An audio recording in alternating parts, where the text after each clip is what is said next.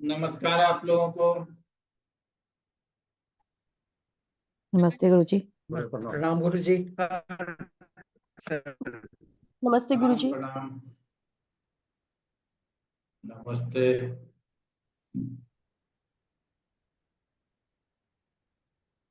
क्या हाल चाल है संजीना? जी बढ़िया सर। कहाँ थी? मैं कुछ दिन नहीं कर पाई ज्वाइन क्लास, थोड़ा घर की थोड़ी किसी प्रॉब्लम में बिजी थी। मैं बल्कि मैं कर प्रश्न कुंडली भी नहीं कर पा रही हूँ अभी। मुझे मतलब ऐसे लग रहा है वॉश आउट हो गया है, मुझे दोबारा से सारी अब वीडियोस देखनी पड़ेंगी अभी। अच्छा। आदित्य ही अजीब सी कोई चीज आ रही है बनके। हाँ, निरंतरता यदि नहीं हो हाँ तो उसमें तो दिक्कत होती ही है। इसका मतलब हमको ना दिमाग में रहता है कि कौन क्लास में आया और कौन क्लास में नहीं आया, और उसमें कम से कम उसको तो जरूर ख्याल रख पाता हूँ जिसका वीडियो ऑन रहता है। बाकी लोगों का तो पता नहीं। ठीक है पिछले ना? कुछ टाइम से गुरुजी मुझे ना 6 महीने से नींद की दिक्कत हुई हुई है। मैं सारी सारी रात सो नहीं पाती हूँ और उसकी वजह से मेरे को डिप्रेशन सा होने लग गया है। तो मैं मेरा कंसंट्रेशन कहीं भी नहीं बन पा रहा, ना पढ़ने में ना किसी चीज में। तो इस चीज से लेकिन मैं काफी जूझ रही हूँ और अपने पे काम भी कर रही हूँ, मेडिटेशन भी करती हूँ, बट उसमें भी ध्यान नहीं लग पा रहा है। काफी परेशान चल रही हूँ इस चीज को लेकर। अच्छा, मैं ठीक कर दूं ये चीज? जी जरूर। क्योंकि मैं सोने के लिए तरस गई हूँ पिछले 1.5 साल से।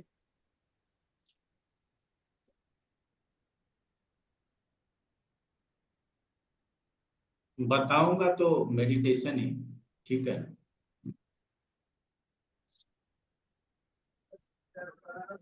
और या देवी सर्वभूतेषु निद्रा रूपेण संस्थिता, नमस्तस्यै नमस्तस्यै नमस्तस्यै नमो नमः। ये मंत्र लिख लो। एक बार गुरु जी आप दोबारा बोलेंगे इसे? या देवी जी। सर्वभूतेषु सर्वभूतेषु निद्रा। निद्रा। हाँ, जिसको सोना कहते हैं, निद्रा रूपेण संस्थिता। निद्रा रूपेण रूपेण संस्थिता संस्थिता नमस्तस्यै अस्ते नमस्तस्यै जी। नमस्तस्यै नमो नमः।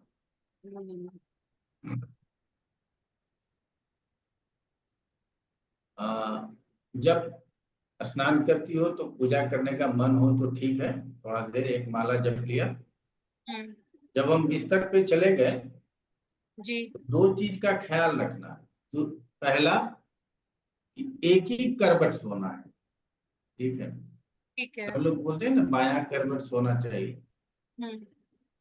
तो हमको नींद लगे या न लगे हम करवट बदलेंगे ही नहीं, हम पत्थर के हो जाए। बात समझना अच्छा। थोड़ी। जी।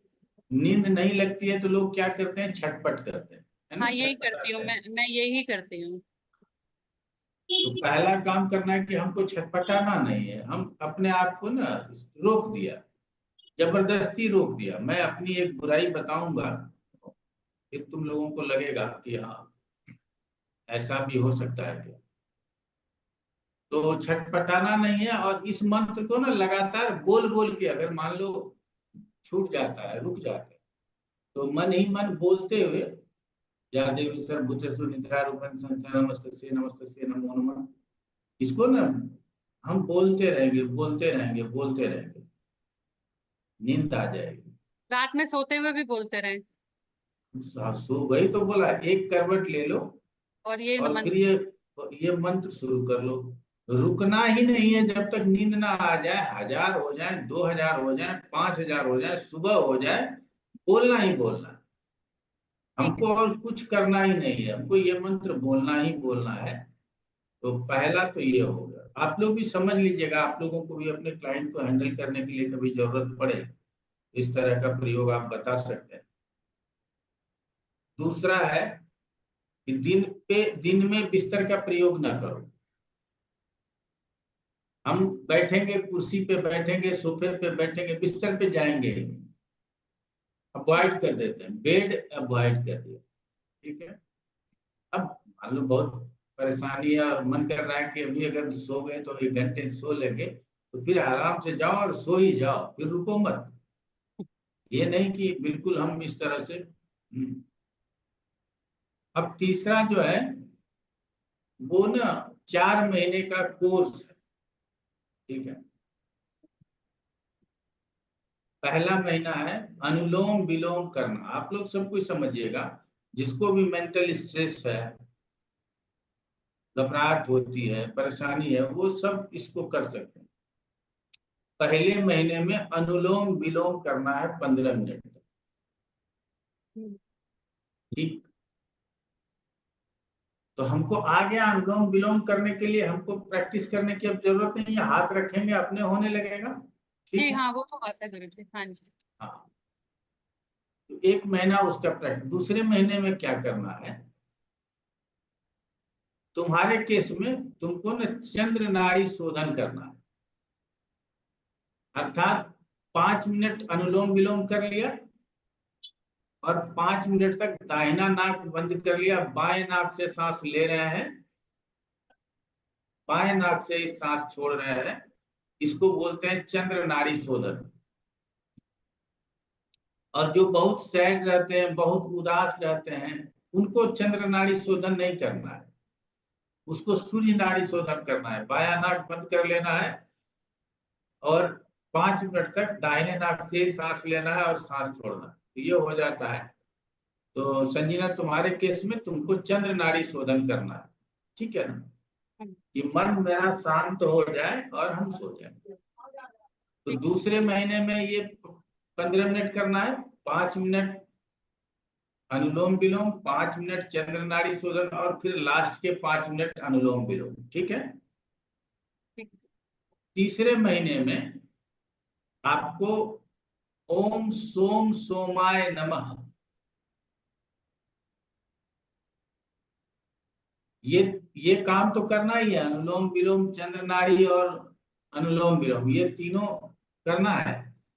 उसी सांस में ओम सोम सोमाय नमः चला लेना, ये तो नाड़ी सांस में ही शोधन चले। करते करते ही, ये अनुलोम विलोम हाँ, करते करते ही बोलते रहे बीच ये में। करते करते मन में हम बोलने लगेंगे ओम सोम सोमाय नमः, ओम सोम सोमाय नमः, ठीक है। और सांस लेंगे छोड़ेंगे, हमको 16वां मिनट यूज नहीं करना है, हमको 15 मिनट ही यूज करना है। तो 15 मिनट हम ओम सोम सोमाय नमः बोले, ठीक है ना। और चौथे महीने में हमको ये सारी प्रक्रिया करनी है, अनुलोम विलोम करना है, चंद्र नाड़ी शोधन करना है, ओम सोम सोमाय नमः करना है, और पूर्णिमा के चांद का ध्यान करना है। कि जब आप देखते हो कि बड़ा सा चांद आकाश के तलहटी में दिखाई देता है, उस चांद का ध्यान करना है, 4 महीने करना। चौथे महीने में ये सब अपने आप होने लगेगा। एक एक महीने सबको अलग अलग करेंगे तो 4 महीने में अपने आप होने लगेगा। और जिस दिन अपने आप होने लगेगा, उस दिन के बाद तुम्हारी ये शिकायत समाप्त हो जाएगी। क्योंकि एक हिमाचल में एक डॉक्टर मैडम थी, वो क्या करती थी, अपना सोना है, कल ड्यूटी भी करना है, उसको दिक्कत होती थी, तो वो एक स्लीपिंग पिल्स लेती थी, सो जाती। आजकल आ भी गए, थोड़े हल्के हल्के आ गए हैं, उससे सर में दर्द, हेडेक वगैरह नहीं होता, लोग ले। तुम अभी डॉक्टर के पास जाओगी तो कहेगा 0.25 है, ले लिया करो, कोई दिक्कत नहीं। लेकिन हमारा कहना है, इतना बता दिया, इसको करने में बहुत समय नहीं लगेगा, इसको करो। बाकी अगर कुछ योग वगैरह कर सकती हो तो वो तुम्हारे फिजिकल योगा में कुछ अगर करती हूँ, योगा हाँ में तो करती ठीक। हाँ, तो वो उसको अपना चालू रखो, नित्य क्रिया में रखो। नींद हूँ। आनी है, नींद एक कहीं चीज नहीं गुरुजी जाएगा नींद। और पूछनी थी कि मैंने नवग्रह स्तोत्र का पाठ करना शुरू किया है, वो करना चाहिए कि नहीं करना चाहिए? हाँ हाँ, खूब करो, कोई दिक्कत नहीं। ठीक है। लेकिन है क्या कि अगर हमको नींद नहीं आ रहा है ना, तो हम बहुत कुछ अपना खराब कर लेंगे, ठीक है ना। तो इसीलिए हमको नींद आना बहुत जरूरी है, ठीक है। मैंने गोलियां हम लेनी शुरू कर दी थी। नहीं, वो तो गलत बात है। नींद आना जरूर, और स्वाभाविक नींद यदि 4-5 घंटे ही आ जाए। मैं अगर रात में, चूंकि पत्नी बीमार हो जाती है तो रात में डिस्टर्ब करती है, अगर हमको किसी ने एक बार रात में जगा दिया, नींद आई और 10 मिनट बाद मेरी आंखें खुल गई, तो उस रात फिर मुझे कोई सुला नहीं सकता। ठीक है ना, वो पूरी रात हम जग जाएंगे। ठीक है ना, वैसे ही कोई रात होगा जिस दिन की जगे और फिर नींद आ गई और सो गए। अगर किसी ने जगा दिया तो फिर नहीं सो सकते। अगर स्वाभाविक रूप से मान लो वॉशरूम जाना है, उसके लिए नींद खुल गई, तो फिर आएंगे बिस्तर पे लेटेंगे, सो जाएंगे। लेकिन यदि किसी ने जगा दिया तो सुलाना मुश्किल है, वो सोना नहीं हो पाता है। तो इसीलिए इस चीज को हमेशा अपने इसमें करो, इससे बड़ा लाभ मिलेगा। ठीक है। Thank you. और जस्ट ऐड करना चाहती हूँ इसी चीज में कि Sanjana, if possible write journal. I think subconscious mind में you have a lot thinking, that's why you are disturb. If you start writing, you start putting to-do list and all that, that really helps. Because it really helped me. There was a time जब Covid time पे बहुत office का काम हो जाता था, तो रात को ऑफिस का ही काम करती रहती थी मैं. तो उस टाइम पे मुझे जैसे किसी ने बताया था कि start writing journal, start keeping your feelings out. तो पेपर पे लिख देते तो माइंड को ये हो जाता कि कर लिया मैंने जो करना था. एकदम से उसमें भी मैजिक नहीं होगा, वो it of takes. Course but I हाँ, कैन। वो बहुत हेल्प करता है.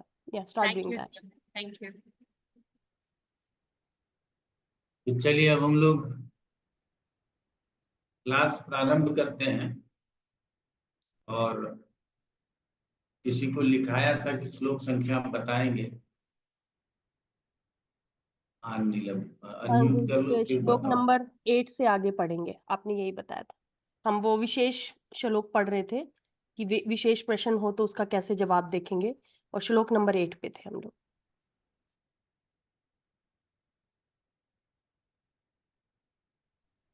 प्रणाम गुरुजी। प्रणाम प्रणाम, क्या हाल चाल है? आशीर्वाद है गुरुजी। आज विलम्ब से ज्वाइन किए आप?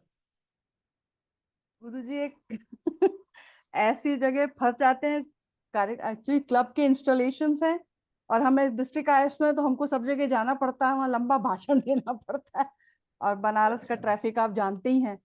अच्छा अच्छा। इसलिए क्षमा चाहते हैं. Thank you Neelam for reminding me once again. तो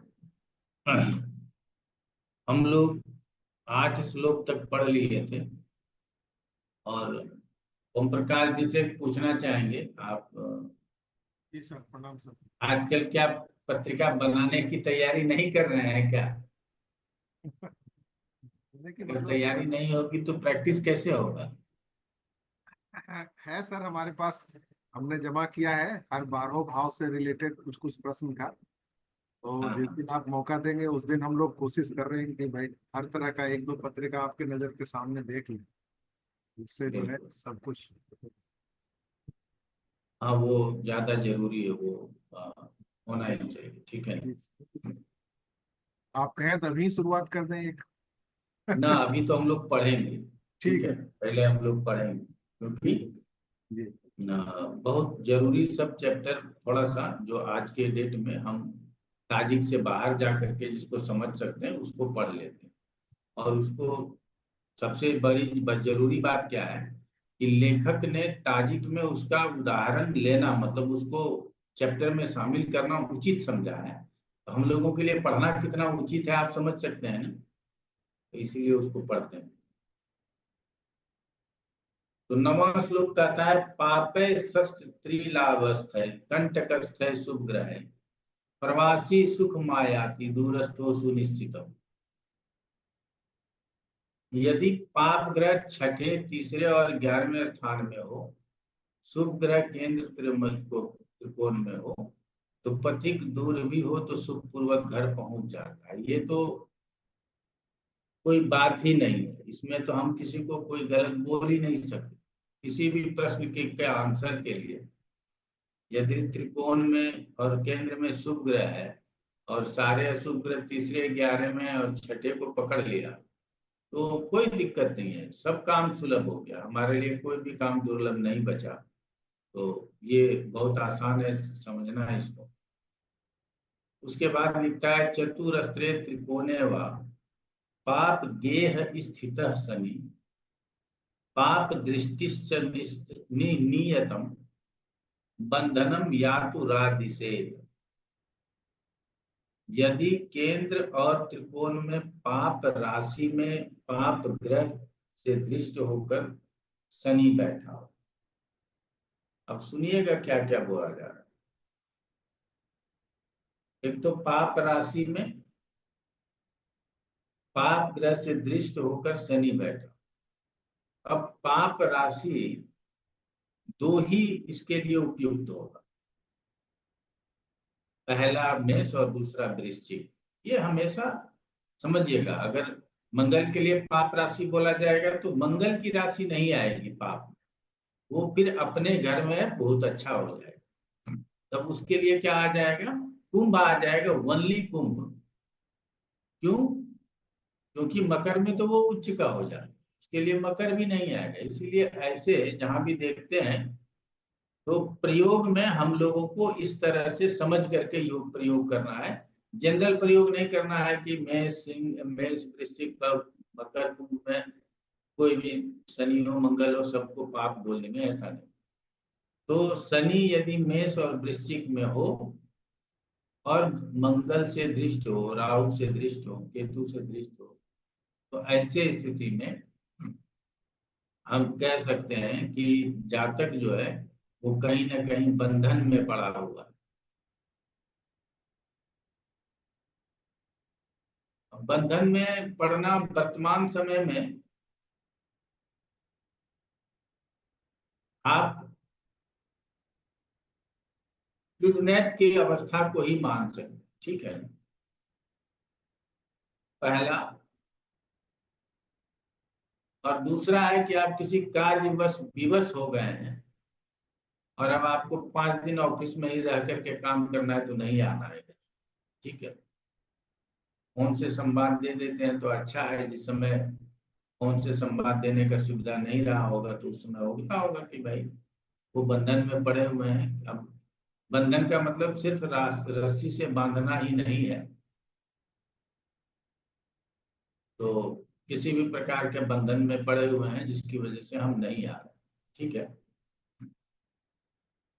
तो इस तरह से बातों को समझना। कहाँ बैठना चाहिए? केंद्र में, त्रिकोण में। कौन से राशि में बैठना चाहिए? तो पाप राशि में बैठना चाहिए। किसको बैठना चाहिए? तो शनि को बैठना चाहिए, और शनि बंधन देता है, ठीक है। तो शनि, अब ना आप लोगों को मैंने केंद्रीय प्रभाव तो बताया हुआ है, त्रिकोण का भी प्रभाव होता है, ये भी आप लोग जानते हैं कि नहीं जानते? अगर नहीं जानते हैं तो बता दीजिए, अभी हम बता देते हैं। 1 मिनट का काम। बोलो नीलम, बताओ। गुरुजी, केंद्राधिपति दोष तो पता है, त्रिकोण का तो पॉजिटिव ही पता है कि उसमें बैठे हुए अच्छा पॉजिटिव ही देता है फल और वो सब। इसका बुरा प्रभाव तो नहीं पता हमें। बुरा नहीं, अच्छा प्रभाव। त्रिकोण का हाँ प्रभाव, त्रिकोण का प्रभाव लग्न के ऊपर हाँ, वो अच्छा प्रभाव होता है गुरुजी कि त्रिकोण का कैसे लग्न से, होता है, क्यों होता है, जैसे मान लो क्यों होता है? त्रिकोण का बैठा हुआ ग्रह अगर लगन से योग बना रहा हो, या त्रिकोण के दोनों ग्रह लगन में बैठे हों, तो वो लगन को स्ट्रॉन्ग कर देते हैं। और अगर मान लो, हाँ, वो बात ही नहीं। दीपा दृष्टि तो नहीं है गुरु जी? जी, त्रिपाद दृष्टि है। अभी आपको त्रिपाद में द्विपाद दृष्टि, द्विपाद आदि दृष्टि बोला था। कौन बनाता है? गुरु। 5, 7 और 9 भावों को देखता है। क्लियर हो गया? 7 भावों को सभी देखता है, सब ग्रह 7 में को देखता है, सिर्फ गुरु ही नहीं देखता। लेकिन 5, 9 को गुरु देखता है चतुर्थ पाद दृष्टि, और अन्य ग्रह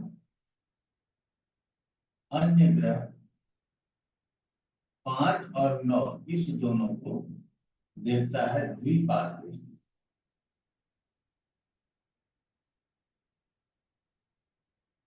ठीक है। यहाँ बैठा ग्रह है तो 1 2 3 4 5 इसको देख लेगा। यहाँ बैठा ग्रह है तो 1 2 3 4 5 6 7 8 9 इसको पहुंच जाएगा। तो अब यहाँ भी बैठा ग्रह है, इसके साथ त्रिकोण बन रहा है। क्लियर हो गया? इसको प्रभावित कर देगा। तो त्रिकोण का प्रभाव, जैसे केंद्रीय प्रभाव होता है वैसे त्रिकोण का भी प्रभाव होता है। तो हमसे प्रश्न नहीं किया, हम नहीं बताते हैं या आगे बढ़ जाते हैं। तो केंद्र और त्रिकोण में, भाई त्रिकोण में बैठा तुम्हारा क्या बिगाड़ा होगा? अशुभ है तो है, त्रिकोण में बैठा है तो अशुभ होने के बावजूद भी फल उसी का करना पड़ेगा। ठीक है? तो ऐसे स्थिति में क्यों फल उसी का करना पड़ेगा, ये तो अलग चीज है। क्योंकि त्रिकोण में कोई भी जाएगा, कोई भी उसका स्वामी करना आएगा तो तात्कालिक रूप से बेनिफिट होगा। ये त्रिकोण का अपना गुण है। लेकिन त्रिकोण में बैठे ग्रह लग्न को देखते हैं, द्विपाद दृष्टि से देखते हैं, इसीलिए लग्न के ऊपर या कह सकते हैं केंद्र के ऊपर, अलग अलग केंद्रों के ऊपर अलग अलग त्रिकोण का 1 5 9 2 6 10 3 7 11 4 8 12 ये त्रिकोण हो जाते हैं। तो इसके लिए पहला जो होगा वो 1 4 7 10 यदि रखेंगे तो उसको ये देखेगा ही देखेगा, इसीलिए त्रिकोण का प्रभाव होता है। तो इसीलिए शनि यदि नवम में भी बैठा, शनि यदि पंचम में भी बैठा, तो वो लग्न को द्विपाद दृष्टि से तो देख ही रहा है, 50% प्रभाव डाल ही रहा है। इसीलिए जातक को यहाँ बंधन में बोल दे। ठीक है? तो ये भी हम लोगों ने समझ लिया। अब आगे कहता है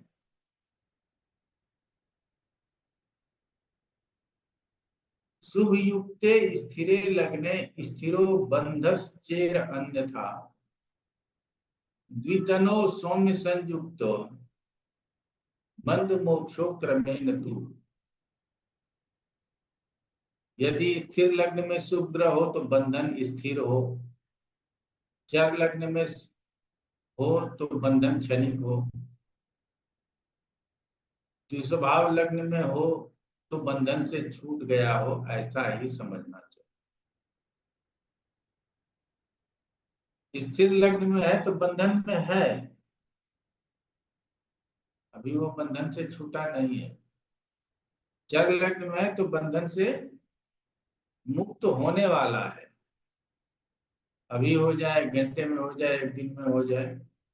और जो स्वभाव में है तो बंधन से मुक्त हो चुका है और घर वापस आ रहा है, ऐसा हम लोग सोच सकते हैं।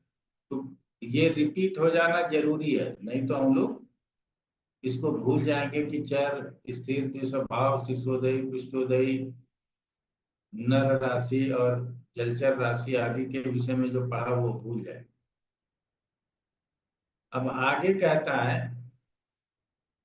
पापा स्त्री कोण जा मित्रे विलग्ने पृष्ठ कोदये शुभ भीर वीक्ष माणाश्च यातु कष्टम बदेत सुधी।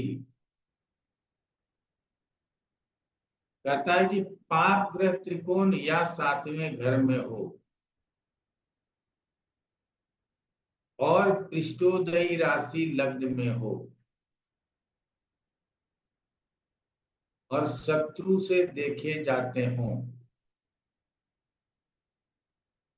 तो जातक कष्ट में है, पथिक कष्ट में है, ऐसा कहना चाहिए। वो कहीं ना कहीं जा रहा था, कहीं से आ रहा था, बीमार हो गया, उसको कहीं हॉस्पिटलाइज कर दिया गया। अब आता पता लेगा, फिर आपको फोन करेगा, आप जाइएगा उसको देखने। तो पाप ग्रह त्रिकोण या 7वें घर में हो, तो 7वें घर में क्यों लिया? क्योंकि यहाँ पे उसका अर्थ था, इसीलिए मैंने आपको त्रिकोण समझा दिया कि त्रिकोण में भी है तो भी लग्न को प्रभावित करेगा, 7वें में है तो भी लग्न को प्रभावित करेगा। तो 7वें वाला ज्यादा प्रभावित कर देगा क्योंकि वो चतुर्थपाद दृष्टि से देखेगा। ठीक है? त्रिकोण वाला द्विपाद दृष्टि से देखेगा, लेकिन प्रभावित करेगा ही करेगा। तो ऐसे स्थिति में क्या हो जाएगा कि जातक कहीं कष्ट में पड़ गया हो, कष्ट में पड़ने से मतलब है कि थोड़ा बीमार हो गया हो, पैसा लूट लिया गया हो, पैसा ही नहीं है, पैसे का इंतजाम करेगा तो फिर घर जाएगा, किसी न किसी प्रकार का परेशानी उसके जीवन में आया हुआ। अब कहता है कि मार्ग स्थान गतय सौम्यर मार्ग तस्य शुभम भवेत दूरैर दुखम विलग्नस्थे पापे क्लेशम मवाप्नुयात्। यदि मार्ग स्थान कौन सा होता है? नवम होता है। मार्ग स्थान नवम में शुभ ग्रह बैठे हों तो पथिक का मार्ग शुभ बताना चाहिए, और मार्ग स्थान में पाप ग्रह हो, दुख तथा लग्न में पाप ग्रह हो तो क्लेश में पड़ा समझना चाहिए।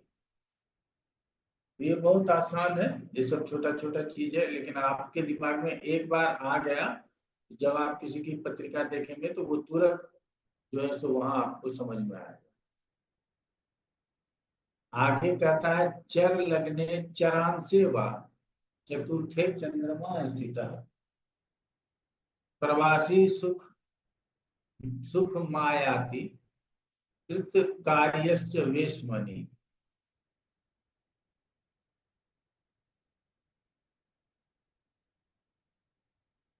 तो चर लगने चरांसे वा चतुर्थे चंद्रमा स्थित प्रवासी सुख मायाति कृत कार्यस्य वेश्मनि।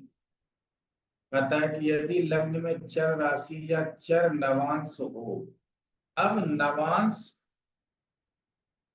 राशि अगर लग्न का देखते हैं, लग्न का नवांश जो है वो भी चर है, अर्थात मेष राशि का लग्न है, तुला कर्क या मकर राशि का नवांश राशि है, इसी को कहते हैं लग्न चर में और चर नवांश हो और चंद्रमा चौथे हो तो पथिक कार्य पूर्ण करके सुख पूर्वक आ रहा है, ऐसा समझना चाहिए।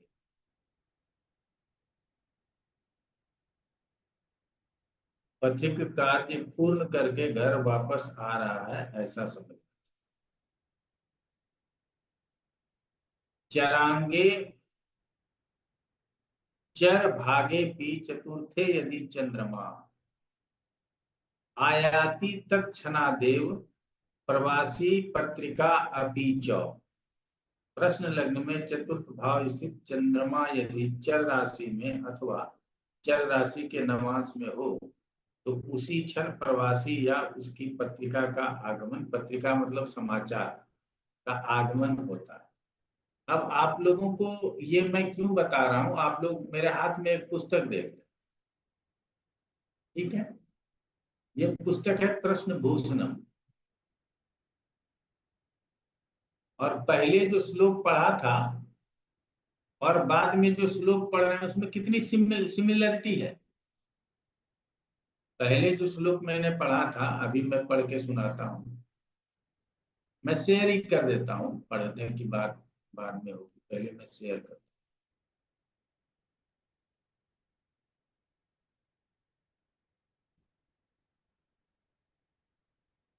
ये वाला श्लोक देखिए, चर लग्ने चरांसे वा चतुर्थे चंद्रमा स्थित परपाशी सुख मायाति कृत कार्याश्च वेश्मनि। इसमें यही लिखा है कि लग्न में चर राशि या चर नवांश हो और चंद्रमा चौथे हो तो पथिक कार्य पूर्ण करके सुख पूर्वक घर आ रहा है, ऐसा समझना चाहिए। ठीक है, ये आप लोगों ने देख लिया। अब हम जो श्लोक पढ़ रहे हैं इस किताब से वो समझिएगा। चरांगे चर भागे चतुर्थे यदि चंद्रमा आयाति तत्क्षण देव प्रवासी पत्रिका पिच, कि प्रश्न लग्न से चतुर्थ भाव स्थित चंद्रमा यदि चर राशि में हो अथवा चर राशि के नवांश में हो तो उसी क्षण में प्रवासी या उसका समाचार आपको आगमन का प्राप्त हो जाता है। ठीक है। अब लग्न यदि चर में है तो चतुर्थ में भी चर राशि होगा, ये क्लियर है आप लोग या नहीं है? तो इसमें लग्न को छोड़ दिया, चंद्रमा को ही चर और चर नवांश में ले लिया है। तो यही थोड़ा बहुत करेक्शन लेते हैं लोग अलग अलग। हम जो बताना चाहते हैं आपको, मैंने कहा कि ये प्रश्न भूषणम है, ये भी चौखंबा का है। तो मैं ना छोटी छोटी पुस्तक पढ़ता हूँ, ठीक है ना। चौखंबा वगैरह में जो किताब छपा वो बड़े विद्वानों ने कब छपवाया पता नहीं, ठीक है ना। इसका भी श्री पंडित रामचंद्र पाठक ज्योतिष ज्योतिष शास्त्राचार्य जो भी है, चौखंबा संस्करण है ना।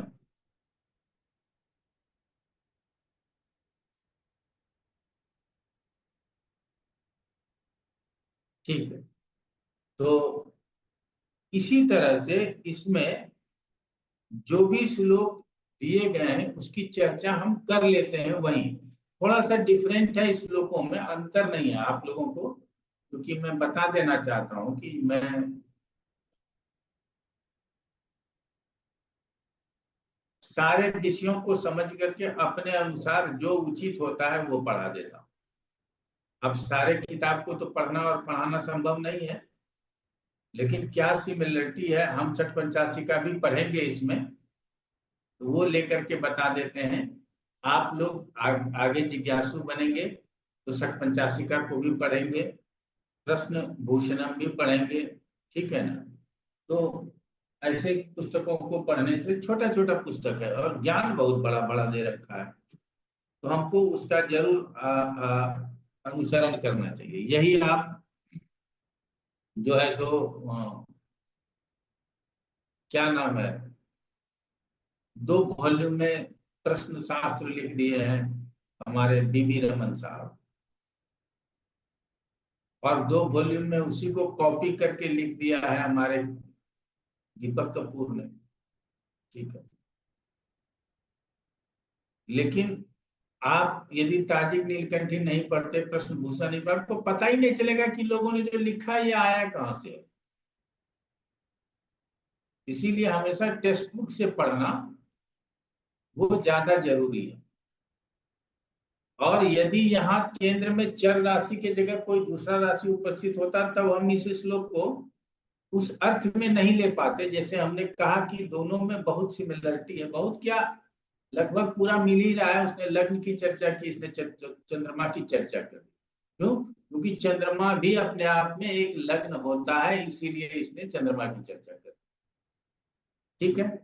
और चंद्रमा से मूवमेंट है, चंद्रमा गति प्रदान करता है, क्योंकि खुद चंद्रमा स्वयं बहुत गतिशील होता है, सबसे फास्ट मूविंग प्लैनेट्स है।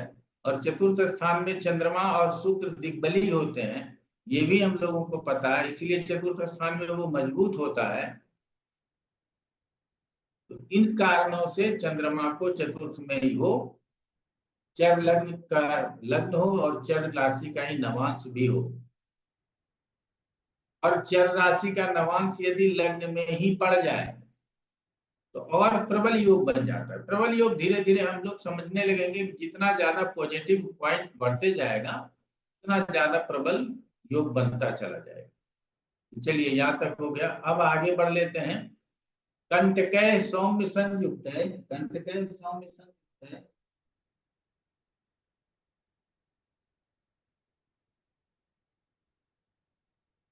पाप ग्रह विवर्जिता, विवर्जिता ही लिखने का प्रयास किया है, विवर्जिता लिख दिया है। कंटकय सौम्य संयुक्त पाप ग्रह विवर्जिता प्रवासी सुख मायाति निधन स्थे सुधार करे। कहता है केंद्र स्थान में शुभ ग्रह हो और पाप ग्रह का अभाव हो तथा अष्टम स्थान में चंद्रमा बैठा हो तो पथिक सुख पूर्वक लौट आता है, घर लौट आता है। अब क्या है, ये पहला बात है जहां चंद्रमा को अष्टम में भी दोष नहीं दे रहा है।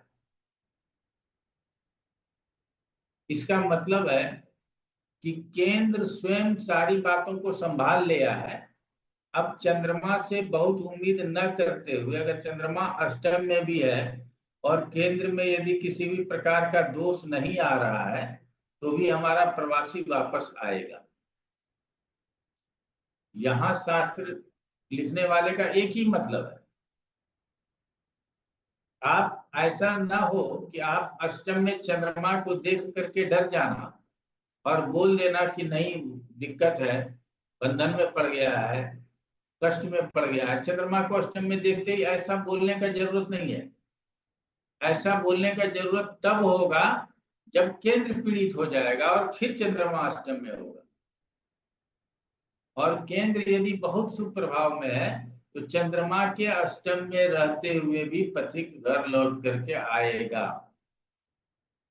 ठीक है, तो ये क्योंकि हमेशा जब ये जानता है, हमने कहा कि बुद्ध को हर शास्त्र 100 में लिख दिया। क्यों? बुद्ध शुभ के साथ अशुभ, शुभ के साथ शुभ और अशुभ के साथ अशुभ, ऐसा बता दिया गया। तो लोग क्या करेंगे, हमेशा उसको अशुभ ही बोलेंगे, इसीलिए उसका नाम ही सौम्य रख दिया। सौम्य का अर्थ ही संस्कृत में बुद्ध होता है, समझ गए ना? मैक्सिमम 90% जगहों पर सौम्य का मतलब बुद्ध ही है। तो उसी तरह से अगर चंद्रमा को बीज बना दिया गया है, तो यदि चंद्रमा को अष्टम में देख लेंगे तो हम कह देंगे कि भाई मुश्किल है। लेकिन यदि के लग्न में चर राशि हो, चर राशि का नवांश हो, लग्न में शुभ ग्रहों का प्रभाव हो, अशुभ ग्रहों के प्रभाव से मुक्त हो और चंद्रमा 8वें में भी हो, फिर भी प्रवासी वापस आ जाएगा, कोई दिक्कत नहीं होगा। यहां तक आप लोगों ने समझ लिया। गमा गमो तू न स्याताम योगे दुर्धुरा कृते शुभय शुभ कृतो रोध पापय करतो भयम। यदि प्रश्न के समय चंद्रमा संबंधी दुर्धरा योग हो तो पथिक ना ही आता है और ना ही जाता है, अर्थात ना तो आगमन है और न गमन है, दोनों में से कुछ नहीं है। दुर्धरा योग आप लोग अपने अपने पुस्तक में पढ़ लेंगे, आपको मिल जाएगा। मैं आज नहीं बता पाऊंगा दुर्धरा योग के बारे में, ठीक है? चंद्रमा से बनता है, जैसे बेसी योग, मोसी योग सूर्य वगैरह से बनता है, दुर्धरा योग चंद्रमा से बनता है। यदि किसी को याद हो तो हमको बता सकते। यदि यह योग शुभ ग्रहों से युक्त हो तो शुभ कार्य में बाधा हो, पाप ग्रहों से युक्त हो तो चौर आदि से हानि हो। इसका मतलब है कि दुर्धरा योग गमनागमन के प्रश्न में किसी भी रूप में हमारे लिए फ्रूटफुल नहीं है। आगे लिखता है गमा गमो ही न स्याताम स्थिर रासो विलग्न गे न रोगोपशमो नासो द्रव्यानाम चौपरा भव। यदि लग्न में स्थिर राशि हो तो आना जाना नहीं होता है, उस समय न रोग का नाश हो, न धन का नाश हो, ना ही पराजय हुए। स्थिर लग्न ये हम लोग पहले से जानते हैं। तो अगर स्थिर लग्न आ गया है तो आवागमन नहीं हो रहा है, मतलब कोई ना आ रहा है कोई न जा रहा है। ये सब जनरल रूल जो हम लोगों ने पढ़ा है उसको भी बताने का प्रयास किया जा रहा है। इसमें न रोग होता है, ठीक है, और अगर रोग है तो वो ठीक नहीं होता है। तो ऐसे विषयों को हम लोग समझते हैं। अगर कोई द्रव्य, कुछ चीज गिर गया है, खो गया है, तो वो भी वस्तु नष्ट नहीं होता, वो प्राप्त हो जाता है, ऐसा कहते हैं। अब कहता है विपरीतम चरे वाच्यम, विपरीतम चरे वाच्यम फलम मिश्रम द्विमूतिषु स्थिरवत प्रथमे खंडे पराधे चर राशिवत। कहता यदि चर लग्न हो तो विपरीत, द्विस्वभाव हो तो मिश्र, और द्विस्वभाव में पूर्व भाग में स्थिर के समान फल हो और उत्तरार्ध में चर राशि के समान फल कहना चाहिए। यहाँ आप लोगों ने समझ ही लिया होगा। चर लग्न हो तो जो पहले श्लोक में बोला गया है विपरीत, क्या नाम कहते हैं, यदि लग्न में स्थिर हो तो आना जाना नहीं होता, और चर लग्न हो तो आना जाना होता है। नष्ट वस्तु नष्ट हो गया, रोग का नाश हो गया या रोग ठीक हो गया, तो ये सब समझना है। और इस स्वभाव को दो भागों में बांट करके, तो 3 से पहले 2 होता है, तो पूर्व भाग में स्थिर राशि के तरह विचार करेंगे और पश्चात में अर्थात उत्तरार्ध में चर राशि के समान फल कहेंगे। ठीक है। अब कहता है प्रवासी शीघ्र मायाति गुरु शुक्रो त्रिवित तगौ। चतुर्थ स्थान गवे तो शीघ्र मायाति कार्यकृत। कहता है प्रश्न के समय तीसरे तथा दूसरे स्थान में गुरु और शुक्र बैठे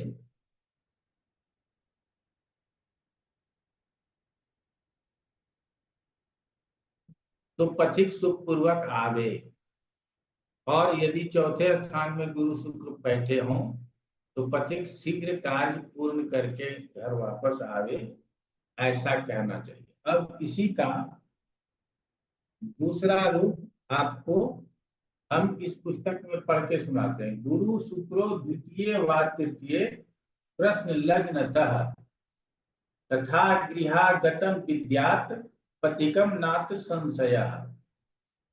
प्रश्न लग्न से दूसरे तीसरे स्थान में गुरु शुक्र रहे तो निसंदेह प्रवासी को अपने घर आ जाना चाहिए। तो ये आप लोगों ने समझ लिया हमने कहने का क्या प्रयास किया, तो क्या प्रयास किया। इस छोटे से पुस्तक में भी इसकी चर्चा दी गई है। गमनागमन के प्रश्न में ये पुस्तक हमारे ताजिक नीलकंठी से कम नहीं है किसी किसी चीज के लिए। इसीलिए आप लोगों के लिए उदाहरण के लिए ही हम आपको अगर कह रहे हैं तो उसको समझने का प्रयास करें। चलिए तीसरे इसमें एक चीज जोड़ दिया गया है, यदि चौथे में गुरु शुक्र बैठे हों तो पथिक शीघ्र कार्य पूर्ण करके घर वापस करे, घर वापस आवे, कार्य भी पूर्ण कर लेगा, धन धान्य भी प्राप्त कर लेगा और फिर वापस आ जाएगा, कोई दिक्कत नहीं। ठीक है, क्योंकि चतुर्थ में होगा। अब दूसरे और तीसरे में तो स्वाभाविक है, तीसरा स्थान भी गमनागमन का है। 9 के बाद तीसरे स्थान को ही गमन के लिए कहा गया है। दूसरा स्थान चूंकि कोई कहीं जाता है तो किसी लाभ और लोभ से जाता है, तो वो कार्य भी हमारा समाप्त हो जाएगा, उसके बाद ही हम वापस आएंगे, इसीलिए ऐसा कहा गया है। अब कहता है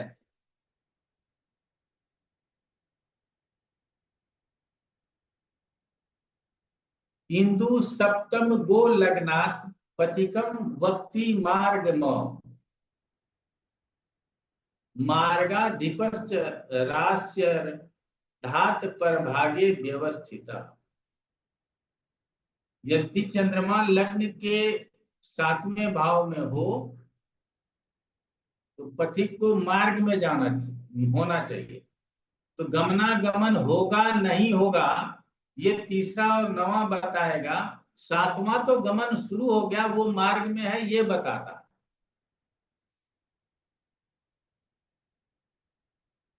बहुत जगह ये पढ़ा दिया जाता है कि लंबी यात्रा की बात हो तो सप्तम से देखें। आप लोगों ने बहुत लोगों को सुना होगा, और हमारा कहना है लंबी यात्रा यदि हो रही हो वर्तमान में तो सप्तम से देखें, होगी नहीं होगी, कैसा रहेगा नहीं रहेगा, तो तीसरा और 9वां लंबी यात्रा और तीसरा छोटी यात्रा। और छोटी यात्रा में सिर्फ ये नहीं कि हम दिल्ली से चंडीगढ़, जयपुर, हरिद्वार और मथुरा वृंदावन घूम रहे हैं, ये नहीं। लंबी यात्रा भी हो सकती है, हम यूरोपियन कंट्री भी जा सकते हैं, लेकिन वो होगा कि 2 दिन 3 रात गुजार करके वापस आ रहे हैं। प्लान्ड यात्रा होगा, हम 2 दिन 4 दिन के लिए यात्रा करने के लिए जा रहे हैं। क्लियर हो गया? इस तरह से विषय को समझने की जरूरत है। तो आगे क्या कहता है,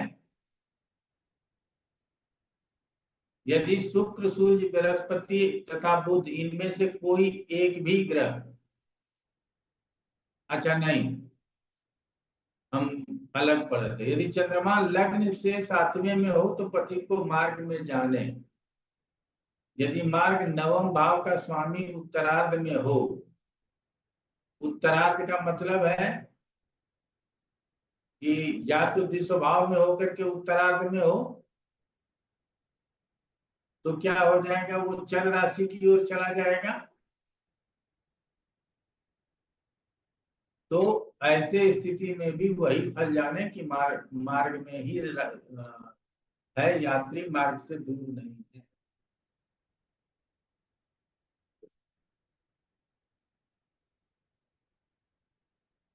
चलिए, यहां तक समझ में आ गया आप लोगों को। अब आगे कहता है कि शुक्रा अर्क जीव सौम्य नामे को अपि स्याद रायग तदासु गमनम ब्रूयात प्रष्टुर गमनम व्यये। कहता है यदि सूर्य, शुक्र, बृहस्पति, बुध, समझिएगा, सूर्य, शुक्र, बृहस्पति, बुध, इसमें सूर्य ही एक ऐसा ग्रह है जिसको अशुभ कहते हैं, उसको भी लिया गया है।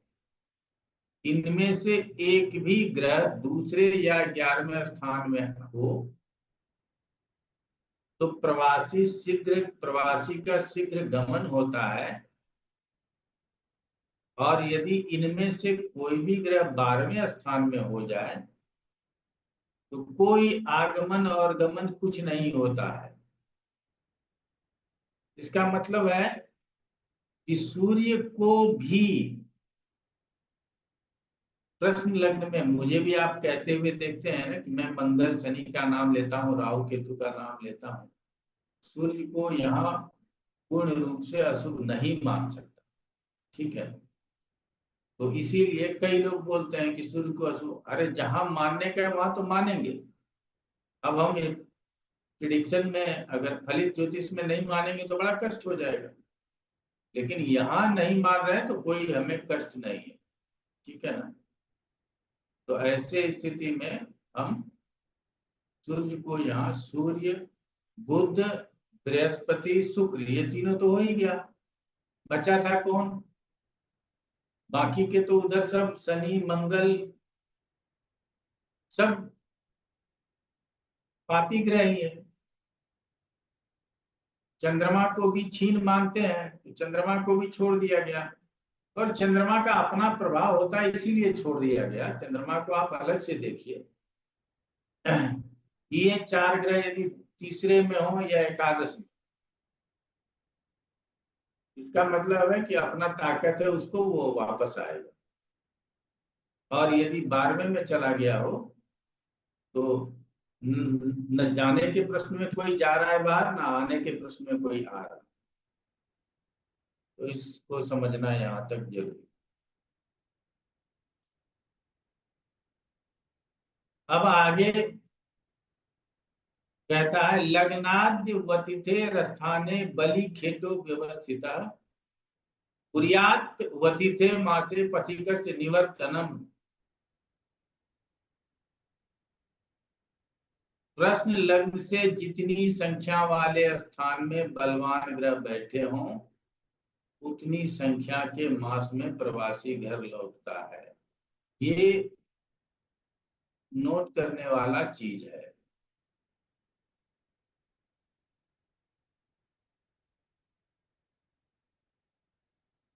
हमको तुरंत लौटने का कोई सीन दिखाई नहीं देता।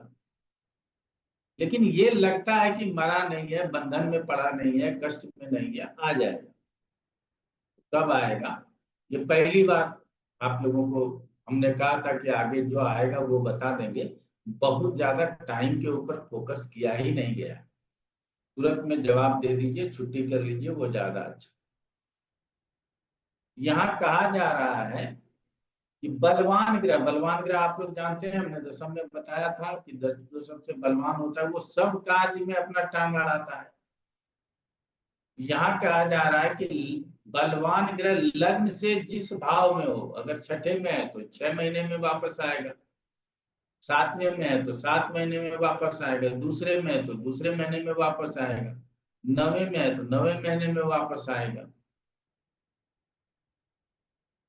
तो ये इसी तरह से याद कर कि बलवान ग्रह प्रश्न पत्रिका में जो भी बलवान ग्रह होगा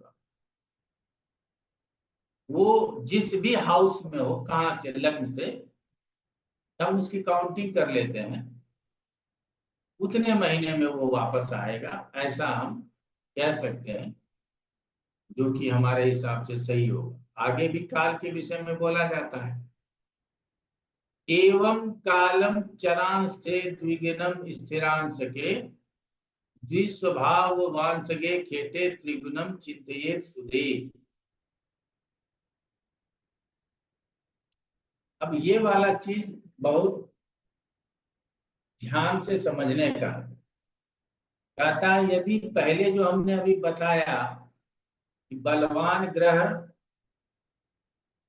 जिस राशि में हो उतने महीने में वो वापस आएगा, लेकिन उसमें भी थोड़ा भेद बताया। बलवान ग्रह चर राशि के नवांश में बैठे हो तो जो बताया गया है वही होगा, और स्थिर राशि के नवांश में हो तो जो बताया गया उस समय से 2 गुना समय लगेगा, और दो स्वभाव लग्न के अंश में नवांश में बैठे हो तो 3 गुना समय लगेगा।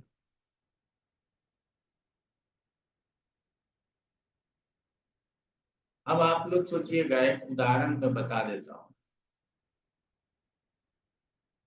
कि बलवान ग्रह जो भी है, वो मंगल है, शनि है, बुध है, वो किसी भी राशि में आपके लग्न पत्रिका में है, नो प्रॉब्लम। लेकिन यदि वो नवांश में चर राशि में है तो लग्न पत्रिका में यदि चौथे में था तो 4 ही महीने में वापस आएगा। क्लियर हो गया?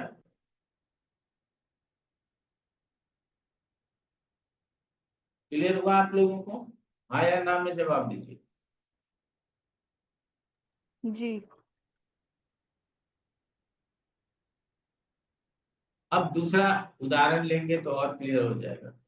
बलवान ग्रह 5वें स्थान में या तीसरे स्थान में है, किसी भी राशि का है, नो प्रॉब्लम। लेकिन यदि वो नवांश पत्रिका में स्थिर राशि का चला गया हो तो 3 महीने में नहीं आ रहा है, 6 महीना 6 लगेगा। महीने। Clear. अब बलवान ग्रह 5वें भाव में हो, 10 किसी भी महीने। राशि में हो, नो प्रॉब्लम। लेकिन यदि द्विस्वभाव के नवांश में चला गया हो तो 15 महीने। 15 महीने में वापस आएगा। क्लियर हो गया? पहले कोई पेच नहीं लगाया, बाद में दूसरे श्लोक में थोड़ा पेच टाइट कर दिया। तो हम लोगों को इस तरह से, और ये बड़ा कम वर्णन है, हम आप लोगों को कहेंगे, इसीलिए ऐसे बातों को हमेशा याद रखने की जरूरत है। तो पहला तो ये नियम जायज है, पहले बलवान ग्रह से बोल दीजिए, और यदि और शार्प होना चाहते हैं कि जो बोले वो एकदम और थोड़ा सटीक हो, तो नवांश में जाकर के देख लीजिए, चर राशि में है तो उतने समय में, स्थिर राशि में है तो उससे 2 गुने समय में, और जो स्वभाव राशि में है तो उससे 3 गुने समय में वापस आएगा। इसमें कहीं कोई दो राय नहीं, कोई किंतु परंतु। अब इसको जहां जहां वापस लगाना चाहते हैं, रूठी हुई पत्नी वापस आएगी कि नहीं आएगी, तो कितने महीने में आएगी, तो लगा लीजिएगा। ये वाला नियम आपके लिए फर्स्ट क्लास हो जाएगा, कोई दिक्कत नहीं। समझ गए ना? लेकिन अब पत्नी रूठी हो, भड़की हुई पत्नी नहीं। अगर वो भड़क गई है तो मानने वाली नहीं। ठीक है। आज एक युवक ने अपने जीवन में अपने पैर पैर से, अपने हाथ से अपने पैर में स्वयं कुल्हाड़ी मारा। उसकी चर्चा वो हमारे पास सुना रहा, और वो बड़े विद्वान पढ़े लिखे लोग थे। आप लोगों के साथ शेयर कर लेता हूं। उसके शादी को 11 साल हो गए। उसको एक लड़का भी है, और 11वें साल में उसको जाकर के पता चलता है कि हमारी जो पत्नी है, इसकी 2 शादी हमसे पूर्व हो चुकी। आप बात को समझिएगा। और इसने हमसे शादी करने से पूर्व 2 बार अपने गर्भ को गिरा चुकी। ठीक है। अब ये कब की बात है? तो 11 साल पुरानी बात है। आप 11 साल तक उसको अपना पत्नी मानते आए। उससे आपको एक पुत्र भी उत्पन्न हुआ, और 11 साल 6 महीने में आप कहते हो कि अब हमको तुम डिवोर्स दे दो। और उसने डिवोर्स ले लिया। आप समझिएगा, उसको पैसे दे करके छुट्टी करो। इतनी नफरत। उसने डिवोर्स ले लिया और हमसे आज पूछा मेरी शादी होगी क्या? क्योंकि दूसरे का तकदीर खराब करें। मैंने कहा शादी करना भी मत, फंस जाओगे। ठीक है। आपको तो पहले ये समझना चाहिए कि अब जो बात गई वो बहुत बरसों की बात है। अच्छा, उस लड़की के साथ क्या ऐसी परिस्थितियां रही होगी कि 2-2 शादी उसके टूटे? क्या ऐसी परिस्थितियां रही होगी कि 2 गर्भ जो है सो उसको उसका नुकसान उठाना पड़ा? आप इस बात को समझे बगैर आपने सिर्फ ये समझा कि हमारे रिलेशन से पहले तुम्हारा अन्यत्र शादी हुआ, तुम्हारा अन्यत्र संबंध हुआ, इसकी वजह से मैं तुम्हें छोड़ता हूं, तुम चरित्रवान नहीं हो। अब ये जो चरित्रवान थे, अब अपना हंडी बटलो ही देख रहे हैं। माता पिता है, पुत्र है, अब खाना बना के खिलाओ। जैसे खिलाना है, जैसे परिवार को रखना है रखो। 80 का जन्म है, नौकरी छूट गई है, जब पत्नी को डिवोर्स दिया, अच्छा पैसा भी दे दिया, ठीक है, डिवोर्स दे दिया। अब पत्नी बेचारी करे क्या? जब तुमको रखना ही नहीं है, दे दो डिवोर्स। हमारा तो नसीब ही यही कहता है। वो डिवोर्स लेके चली गई। अब इसकी नौकरी भी छूट गई। तो लक्ष्मी गई, लक्ष्मी इधर से भी चला गया। 1 साल से नौकरी नहीं है आप में, और वाइस प्रेसिडेंट हुआ करते हैं अपने कंपनी में। तो वाइस प्रेसिडेंट कौन बना दिया इसको पता ही नहीं। जब इतना सा भी अकल नहीं है भैया, ये बातें जो है सो आप समझ सकते हैं कि कैसे कैसे लोग संसार में हैं। अपने पैर में अपने हाथ से कुल्हाड़ी मार लिया। अब दूसरी पत्नी ढूंढ रहा है। वो 80 साल के तुम हो, तुमको वो कौन सी पत्नी ऐसी मिलेगी जो कुंवारी लड़की मिलेगी तुम्हारे लिए? वो भी तो कहीं ना कहीं से डाइवोर्स लेकर के एक बच्चे को साथ लेकर के आएगी कि ये मेरा बच्चा है, पहले पति से था। ठीक है। ऐसे में भी लोग जीवन यापन करते हैं। मैं जहां पहले रहता था, वहां पे एक महिला थी। उसके हस्बैंड बिजली विभाग में काम करते थे। उसको 2 बेटियां थी, और उसके हस्बैंड अचानक एक्सीडेंट में डेथ कर गए। महिला को नौकरी मिल गई बिजली विभाग में। ठीक है, अनुकंपा के आधार पर। अब उसको जीवन चलाना था। एक कोचिंग चलाने वाले टीचर के साथ उसको तो अपना सेटल लाइफ था, वो तो सरकारी नौकरी मिल गई थी। शादी कर ली, उसको भी एक बेटी था। ठीक है ना? तो अब ये था, वो अपने बेटी का अपने हिसाब से करता है, हम अपने बेटी का अपने हिसाब से करेंगे। लेकिन लड़का क्या हुआ कि इसके साथ शादी हुई तो उसका कोचिंग वोचिंग बंद हो गया। तो इस महिला ने जो कमाया ना, उसी से उसकी बेटी भी पली और वो पुरुष भी पला। आप लोगों को बात बताते हैं। और महिला को जरा सा भी शिकन नहीं था, वो हमारे पास आई, यही बताई कि उसका भाग्य था कि हमारे पैसे से उसको खाना पीना जीवन यापन लिखा हुआ था, उसका भी और उसके बेटे का भी, इसीलिए हमने उससे शादी कर दी। बाकी उसका फाइनेंस में घर में कोई योगदान नहीं है, लेकिन वो मर्द ऐसा था, वो गौ बना रहता था, कुछ नहीं, जहां चलना है यहाँ चलो, वहां चलना है वहां चलो, जो पत्नी ने कहा वही माना। एक तो वो जीवन था, ठीक है, और एक ये था, इसको कहां से महाशय को बुद्धि आया कि डिवोर्स दे दिया। चलिए कोई बात नहीं, आगे बढ़ते हैं। आप लोगों को भी ऐसा जीवन में आते जाते रहेंगे, लोग बताते रहेंगे। तो यातुर विलग्नाज जा मित्र भवनाधिपतिर्यदा करोति वक्र मां वृते कालम तु ब्रुवते परे।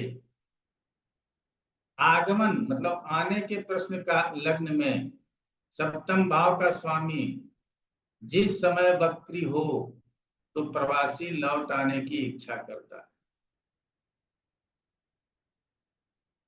ये टाइम बता रहा है, ये भी टाइम बता रहा है कि आने का प्रश्न कोई पूछ रहा है कि कब आएगा। मोटा मोटा सब ठीक है, लेकिन तुरंत नहीं आ रहा है। तो सप्तम स्थान का स्वामी जब कब ही बकरी होगा, साल में होगा, 6 महीने में होगा, 3 महीने में होगा, एक ही महीने में होगा, सप्तम का लॉर्ड जब बकरी होगा तब वो वापस आ जाएगा। क्लियर हो गया? ये भी टाइम को बताता है, इसको भी याद रखने की जरूरत।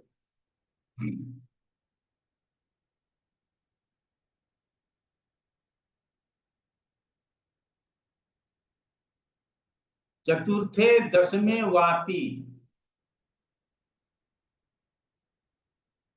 यदि सौम्य ग्रहो भवेत तदा न गमनम क्रूरस्तत्र स्थैर गमनम भवेत। यदि चौथे 10वें स्थान में शुभ ग्रह हो तो गमन नहीं होता है।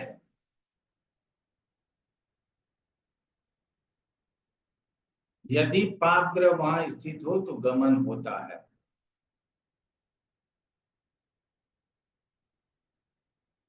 इसको अपने हिसाब से समझने का प्रयास कीजिएगा। चौथे 7वें में शुभ ग्रह हो तो गमन नहीं होता है। वो ऐसे अवस्था में गमन होता है, ये बात को समझने की जरूरत है, जहाँ की हमको परेशानी, अब रहना ही नहीं चाहते, दिल्ली बहुत दुखद हो गया, अब यहाँ नहीं रहना, घर चले जाओ। वैसे में चौथे और 7वें में अशुभ ग्रह है, वैसे में जातक को जहाँ रहता है वहां मन ही नहीं लग रहा है, वो वापस चला जाए। क्लियर हो गया?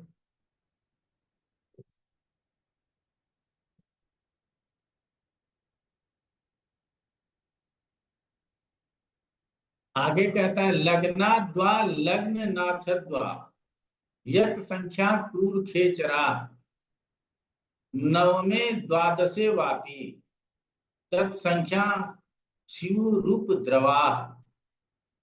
पता है, यदि लग्न तथा लग्न स्वामी से 9वें या 12वें स्थान में जितने पाप ग्रह हों उतने ही बार हमको आने में मार्ग में उपद्रव होते हैं। कहां से? लग्न स्वामी से 9वें या 12वें, या का ध्यान रखेंगे। 9वें में 2 पाप ग्रह, हम आ तो रहे लेकिन रास्ते में 2 बार हमको परेशानी होगी। एक बार हमारा सारा सामान चोर ले जाएगा, दूसरे बार में हमको कोई कष्ट हो जाएगा, ठोकर लग के गिर जाएंगे और कुछ बात हो जाएगी। तो 9वें और 12वें स्थान में यदि 3 ग्रह होगा तो 3 बार हमको परेशानी होगी।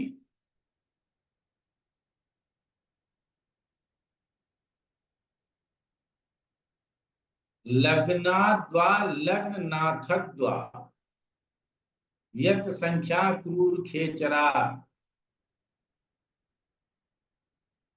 अब ये जो लिखा है ना, यहाँ लग्नाद्वा लग्ननाथद्वा, ये दोनों से लिखा है, लग्न से तथा लग्न स्वामी जिस स्थान में हो उससे, लग्नद्वा लग्ननाथद्वा।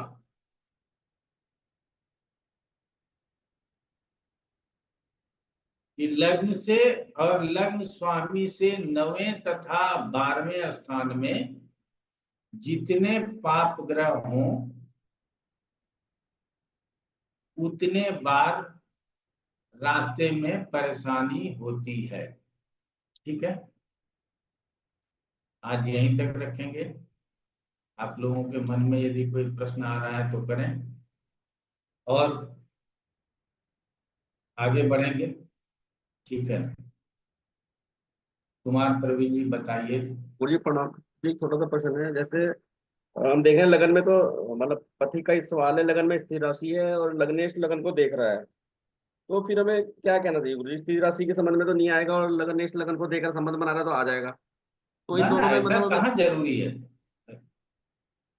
ये जब स्थिर राशि है, लग्न लगन को देख रहा है तो कौन सा बड़ा काम कर रहा है, वो उसी को पुख्ता कर रहा है, जी तो इसीलिए आ जाएगा, ऐसा कहना जरूरी नहीं है। ठीक है गुरु जी। दूसरा जो आपने चंद्रमा अष्टम वाला बताया है, तो हम किसी भी प्रश्न में ये लगा के देखें अगर चंद्रमा अष्टम में है और केंद्र में जरा शुभ प्रभाव है, त्रिकोण भी शुभ में है, तो उसको मतलब गलत मानने से सोचना पड़ेगा एक बार। अन्य अन्य कॉम्बिनेशन यदि हमारे पक्ष में हो, और पक्ष में ही नहीं, बिल्कुल एकदम हम क्या कहते हैं ब्लाइंड सपोर्ट कर रहे हैं, जी सर।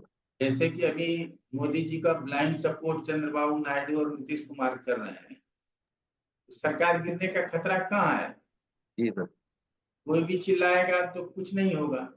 उसी तरह से यदि हमारा केंद्र स्थान मजबूत हो जाता है या अन्य प्रश्नों के लिए जो तर्क दिए जाते हैं वो मजबूत है, तो चंद्रमा के अष्टम या अन्य स्थानों में होने पर भी हमारा कार्य पूरा होता है, ऐसा कहना चाहिए। हाँ, एक छोटा सा क्लियर हो क्वेश्चन गया? और। जी जी जी गुरु जी। इसमें ये नहीं कि मामूली सा लग रहा है कि हो जाएगा और चंद्रमा पीड़ित है तो हम हाँ बोल देंगे, नहीं। अगर आपको लग रहा है कि 100% काम होगा, चंद्रमा सपोर्ट करे या ना करे, फिर भी तब आप बोलेंगे। क्लियर हुआ? जी जी गुरु जी।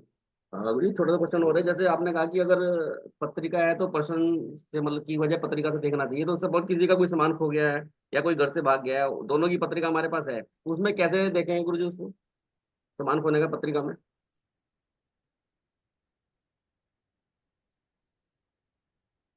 आप हाँ, आगमन गमन में पूछ रहे हैं? दोनों दोनों केस में, एक तो नष्ट वस्तु में, एक आगमन गमन में, दोनों में। नष्ट वस्तु में, आगमन गमन में तो लग्नाद्वा लग्ननाथद्वा अभी बताया, इससे भी वो हमारा प्रश्न, वो चोरी हो सकता है। समझ रहे हैं ना, सामान चोरी हो सकता है, हमको किसी न किसी तरह का कष्ट उपद्रव हो, ये कहा जा सकता है। ठीक है ना? बाकी नष्ट वस्तु के संबंध में आप लोग जानते ही हैं, और आगे जरूरत हुआ अगर कहीं संक्षेप में लिखा गया होगा तो और भी बता दें। नहीं गुरु जी, मेरा क्वेश्चन ये है कि अगर हमारे पास पत्रिका है उसकी, उसमें नष्ट वस्तु का कैसे देखेंगे पर्सन से हटा के अलावा, कि सपोज किसी की वस्तु खो गई पत्रिका छठे नहीं। स्थान से देखेंगे भाई, छठे स्थान से नष्ट वस्तु देखें। ओके। चोर ले गया, चोरी हो गया, छठे स्थान से देखें। और जो घर से भाग गया उसके लिए पत्रिका में 9वें 11th ही सप्तम देखेंगे? स्थान से देखते हैं। सप्तम से। ठीक। Thank you. तो हम लोगों ने 26 श्लोक तक पढ़ा। फिर से मैं रिक्वेस्ट करूंगा, नीलम नोट कर लो, अगले क्लास में बता देना, फिर उससे आगे बढ़ेंगे। ठीक है ना? और अगर आप लोगों का कोई प्रश्न है तो पूछ लीजिए। और हम लोग अपने ना, हमको जैसे अभी फिर हमारा क्लास है 8:30 से 10। ठीक है, हमारे लिए हेक्टिक हो जाता है, लेकिन आप लोगों को चिंता नहीं करना है। और ओम प्रकाश जी को बोलेंगे कि अगले क्लास से प्रश्न भी पहले एक पत्रिका ले लेंगे और फिर आगे पढ़ाएंगे, ताकि थोड़ा सा क्या नाम कर अभ्यास भी साथ के साथ हो जाए। ठीक है ना? जी सर। ये लेकर के चलेंगे तो अच्छा रहे। ठीक है, जी सर। आज इतना ही रखते हैं। और अब जैसे प्रेम प्रकाश जी हैं, भारती बब्बर तो पता नहीं आज, SK तिवारी जी तो कभी कभी खोलते हैं, सुनीता देवी जी भी खोलते हैं, उनको भी पहचानते हैं। विजय जी को मुश्किल है पहचान पाना, संजना रघुवंशी को मुश्किल है पहचानना। ठीक है ना? तो कुछ लोगों को नहीं पहचानते, ब्रह्मदत्त जी खोल लेते हैं कभी कभी तो पहचानते हैं। तो आप लोग कोशिश कीजिए कि जिनका वीडियो आता, मतलब घर में नेट का प्रॉब्लम नहीं हो, तो आप सर कंसंट्रेट रहेंगे। यदि क्लास में वीडियो ऑन रहेगा तो हमारे ऊपर कंसंट्रेशन होगा। वीडियो ऑफ कर देंगे तो घर में बैठ के नाश्ता कर रहे हैं, खाना खा रहे हैं, बच्चों के साथ खेल रहे हैं, गुरु जी अपना बकबक कर रहे हैं, कोई बात नहीं। चल तो आज नहीं तो कल फिर एक बार रिपीट कर लेंगे। लेकिन सर यदि कक्षा में, जी जी डॉक्टर साहब बताएं। एक दो एग्जाम्पल प्रश्न कुंडली लेके थोड़ा सा एक्सप्लेन कर दीजिए। अगले अगले कक्षा से पहले एग्जाम्पल लेंगे फिर आगे बढ़ेंगे। जी सर। ठीक है ना? अगले कक्षा से पहले एग्जाम्पल लेंगे फिर आगे। चलिए आज इतना ही रखते हैं। आप लोगों का बहुत बहुत धन्यवाद। प्रणाम गुरु जी। प्रणाम गुरु जी। प्रणाम प्रणाम। आज मैडम